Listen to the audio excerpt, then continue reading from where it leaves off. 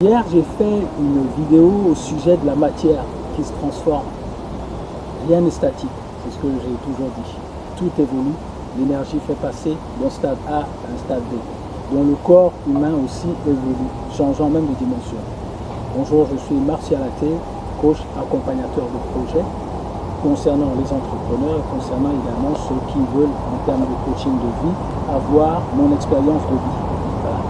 Aujourd'hui, pour faire la suite de cette vidéo concernant l'évolution de la matière, on va parler de la larve et le papillon. La larve devient un papillon. Voici le message du jour. C'est-à-dire quoi? C'est-à-dire que la larve, elle est avec ses congénères dans une dimension, donc de larve, de chenille, comme on dit souvent.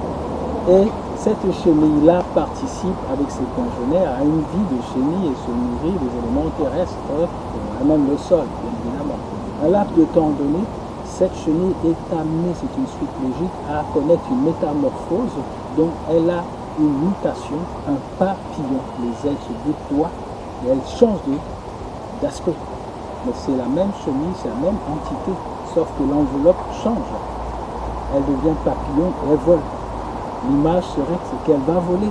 Elle va forcément trouver d'autres papillons avec qui elle va, n'est-ce pas, connaître un autre quotidien. On va dire ça comme ça. Donc, c'est la même entité qui a simplement changé d'univers, d'environnement ou de dimension. Je fais ce parallèle avec le principe de la mort parce que ça fait partie des informations, des nouvelles que nous avons. Ça et là, personne n'échappe. On dit souvent que c'est le rendez-vous auquel personne n'échappe.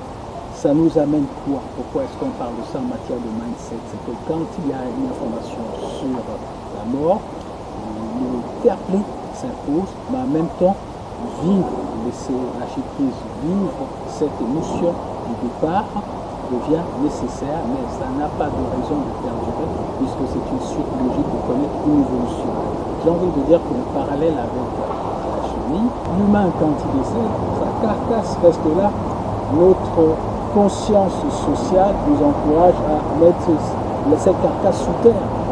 Mais attention, le plus important, c'est cette partie impalpable qui avance comme la vapeur qui s'en va dans une autre dimension. La mort, c'est la destruction, la mutation, la métamorphose, un changement de dimension. C'est un peu la philosophie de vie que je partage pour appréhender ce phénomène de être serein et avoir deux attitudes. La mort suppose bien sûr l'absence, la personne s'en va, et donc on est peiné comme quelqu'un qui va voyager dans une ville où on ne va plus la voir.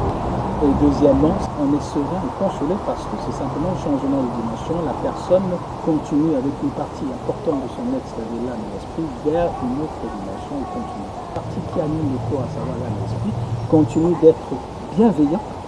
Ce soit une suite logique que l'âme et l'esprit connaissent l'univers qui aille avec la bienveillance qu'elle a, qui était son quotidien quand elle était dans l'environnement terrestre. Mort égale mutation, métamorphose, changement de dimension, de détachement avec une carcasse qui reste là et une autre partie qui s'en va, on va peut-être dire à ce jour, dans un univers qu'on connaît moins précisément que l'univers physique que nous connaissons. Si cette vidéo-ci, ce partage te console, c'est l'objectif, parce que moi aussi ça me console, ça me permet à juste titre d'une manière fondée, mieux appréhender ce phénomène de la mutation des humains, suite logique attendue par tout le monde, et peine compréhensible pour les congénères, consolation et espérance évidente quand la personne s'en va et qu'elle va simplement poursuivre son chemin de vie dans l'absolu. Je te souhaite beaucoup de belles choses. N'hésite pas à me prendre contact avec moi. À bientôt, sois encouragé.